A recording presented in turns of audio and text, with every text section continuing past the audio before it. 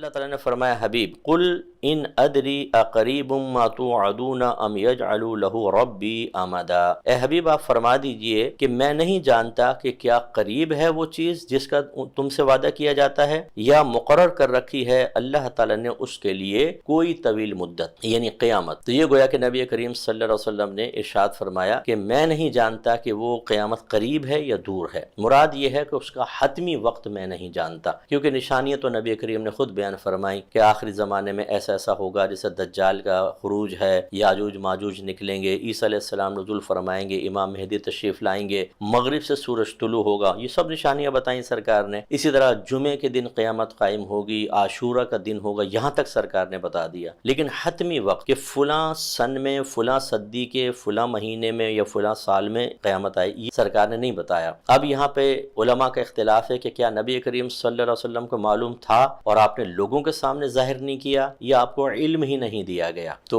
بہت سے ایسے کہتے ہیں کہ سرکار کو علم نہیں دیا گیا، لیکن بہت علماء یہ بھی کہتے ہیں کہ دیا گیا، اور ہمارا بھی انہی میں شمار ہے کہ ہم یہ کہتے ہیں کہ نبی کریم صلی اللہ علیہ وسلم کو اس کا علم دیا گیا تھا، لیکن آپ کو ظاہر کرنے کی اجازت نہیں تھی۔ اور اس کی بڑی دلیل یہ ہے کہ اللہ تعالیٰ نے ارشاد فرمایا کہ ان علینا بیانا، کہ بے شک ہمارے ذمہ کرم پر ہے اس قرآن کا بیان۔ یہ نبی کریم صلی اللہ علیہ وسلم سے اللہ تعالیٰ خطاب فرماتا ہے کہ حبیب، اس سے پیچھے جو آیات آ رہی ہیں کہ اس قرآن کو آپ کے سینے میں محفوظ کرنا ہمارا ذمہ ہے، اور پھر ثم ان علینا بیانا، اور پھر اس کو بیان کرنا بھی ہمارے ذمہ کرم پر ہے۔ اور بیان کا مطلب یہ ہے کہ اس قرآن کی جو بھی آیت نازل ہوتی ہے آپ کے سینے میں ہم محفوظ بھی کریں گے، اور اس کے بارے میں جتنے اس کے لطائف ہیں، نکات ہیں، علوم ہیں، وہ بھی ہم آپ کو عطا کریں گے۔ اس کا مطلب ہے جب قیامت کی آیات اللہ تعالیٰ نے اپنے حبیب کے سینے میں محفوظ فرمائی تو اس کا مکمل بیان بھی فرمایا، تو اس کے اندر یقینی سی بات ہے کہ پھر حتمی علم بھی شامل ہو سکتا ہے۔ یقینی چیز نہیں ہے، لیکن نبی کریم صلی اللہ علیہ وسلم کے فضائل و کمالات